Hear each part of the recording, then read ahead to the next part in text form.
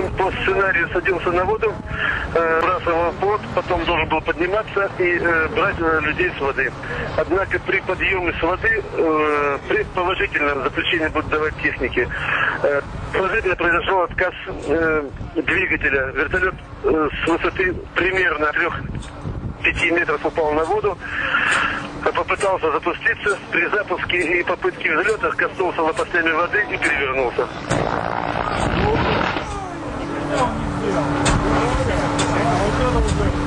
Всем силу на спасение!